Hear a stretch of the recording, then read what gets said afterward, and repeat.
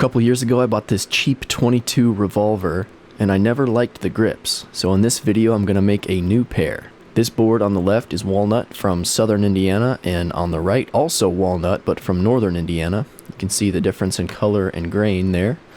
That's one of the cool things about Walnut, is there's just a lot of variation between trees. I ultimately decided on the board on the left, even though I like the color of the northern tree, but the grain pattern on the left I thought would fit the Revolver better. So I traced out the existing grips and then cut them out using a jigsaw. There's one and there's two. Then I stuck them together using some double-sided tape to make the shaping a little bit easier. I started out on this disc sander, combination belt sander tool that I actually bought my dad several years ago, but I kind of took it from him. And then I drilled out that center hole while everything was aligned and then got to carving. This is just a cheap rasp I bought on Amazon and then just got to work. This took quite a while, but once I had the basic shape down, I sanded it, went through the grits, 120 to 150 and then 180, getting in all the little nooks and crannies. And then doing a test fit here and transferring another hole that I forgot about initially. There's a little reference pin at the bottom that helps keep things further aligned. Just taking a Forstner bit and hogging that out.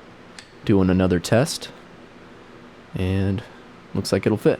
But the grips were still too thick, and I thought that would be okay and I could just hand shape them. But that was actually not the case. They were just way too bulky. And I stressed trying to figure out how to reduce the thickness of these.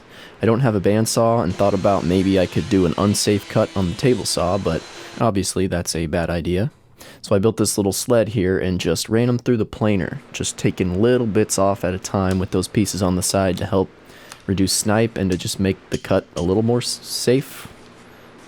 Yeah, I didn't know if it would work, but it did.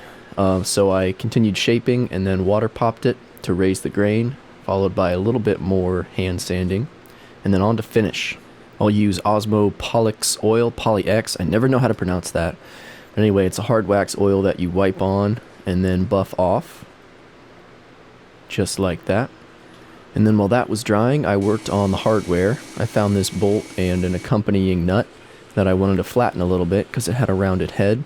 So did that on the belt sander and some hand sanding before drilling out a small recess on either side for the bolt and the nut. And then drilling all the way through a little bit larger.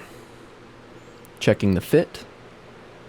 Looks good, marking that bolt where I need to cut it off. And then filing off some of the rough edges. And then time for another coat of oil with a little bit of light sanding in between. The grain raised a hair. Thought the water pop would take care of that, but I guess this wood was extra thirsty. And then I didn't want the hardware to be silver, so I'm trying what's called hot bluing here, where you heat up the material and then quench it in oil. Doing that to both the head of the bolt and the nut. And then in theory, the metal should turn black. And it did. It worked okay.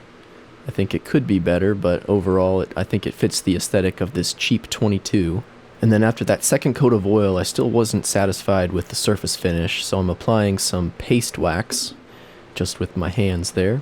I think I can scuff this to get a nice satin finish and maybe add a little bit more protection too. So I let that sit for 15-20 minutes and then buffed the surface with a microfiber cloth. And doing this actually makes it extra shiny, which I didn't want. So then I took some Scotch-Brite and started scuffing the surfaces, and this got me to the satin finish that I wanted. And then of course the final step is to assemble it. Overall, I'm pretty pleased with this project. It was a different sort of project for me with all the hand shaping, but I learned a lot and it was fun. Overall, I think it looks better than it did before with those cheap plywood grips, and it still feels good in the hand, so I'll call that a success. So thanks for watching.